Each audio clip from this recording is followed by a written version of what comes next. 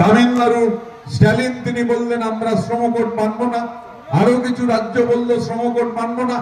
এখন শ্রম বিষয়টা যেহেতু কেন্দ্র তালিকারও নয়, রাজ্য তালিকারও নয়, যুগ্ম তালিকা, এটা একা কেন্দ্রেরও বিষয় নয়, একা রাজ্যেরও বিষয় নয়, যুগ্ম তালিকা। তাই সমস্ত রাজ্য যদি রুল ফ্রেম না করে, আইন না করে, গোটা দেশে চালু করা যাচ্ছে না। এবারে 400 বার বলছিল, 240-এ ঠেকে গেছে। কিন্তু তা সত্ত্বেও শ্রম কোড হচ্ছে চালু করবার জন্য পুঁজিপতিরা চাপ দিচ্ছে, 8 ঘন্টা কাজ বাড়িয়ে 12 ঘন্টা করতে হবে। মমতা বন্দ্যোপাধ্যায় আমায় সুযোগ দিয়েছেন এমপি হওয়ার পরে শ্রম দপ্তরের যে স্ট্যান্ডিং কমিটি আছে, standing committee on labour textiles, তার সদস্য হওয়ার।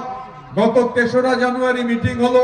সেই মিটিং এ আমরা বলেছি বিভিন্ন ট্রেড ইউনিয়নকে ডেকে শোনা হচ্ছে, আমরা আমাদের আপত্তির কথা জানিয়ে দিয়েছি।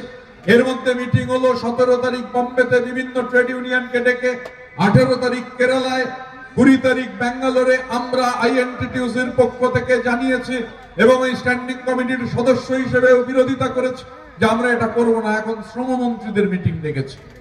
গতকাল মাননীয় শ্রমমন্ত্রীর সাথে কথা হচ্ছিল, আগেও হচ্ছিল। মমতা বন্দ্যোপাধ্যায়ের মাননীয় মুখ্যমন্ত্রী যখন উত্তরবঙ্গে আলিপুরদুয়ারে প্রশাসনিক মিটিং করছেন, সেদিনই দুপুরবেলা এই চিঠি শ্রমমন্ত্রীর কাছে এসেছিল। আমরা ফিরতে ফিরতে শ্রমমন্ত্রী বলছিলেন যে ভালো করে নোট বানিয়ে কড়াভাবে জানিয়ে দিতে হবে বাংলার মাটিতে বিজেপির এই কালা কানুনের কোনো জায়গা নেই, আমরা মানব না। একদিকে এই কাজ ওরা করতে চাইছে, এই কাজ করার মূল লক্ষ্য হচ্ছে যে 8 ঘন্টা 12 ঘন্টা করতে চাইছে।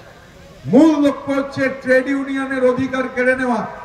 ট্রেড ইউনিয়নের অধিকার যদি কেড়ে নেওয়া যায়, গতকাল শিয়ালদা স্টেশনের ডিআরএম অফিসের সামনে বেশ কয়েক হাজার শুধু রেল হকারদের নিয়ে আমরা সমাবেশ করেছি, করতে হয়েছে।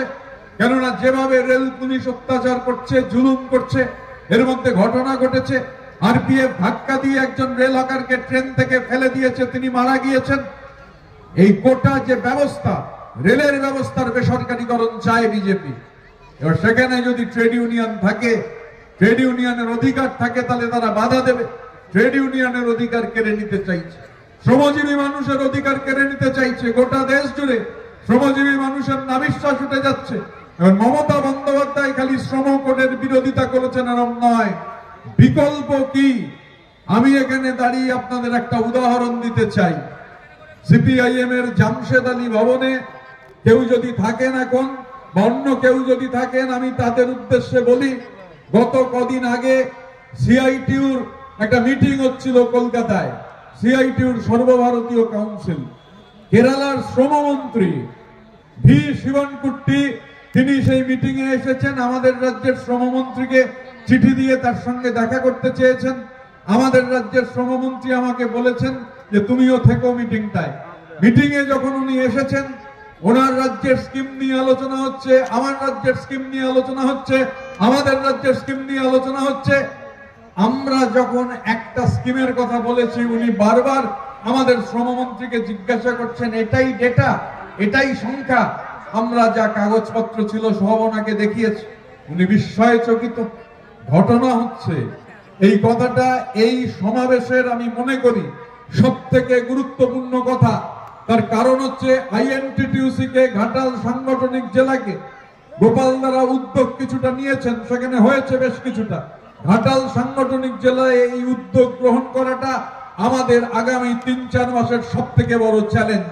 2000 সালে বামফ্রন্ট সরকার যখন ক্ষমতায় ছিল, তখন আমাদের রাজ্যে SSY বলে একটা স্কিম ছিল, সামাজিক সুরক্ষা যোজনা।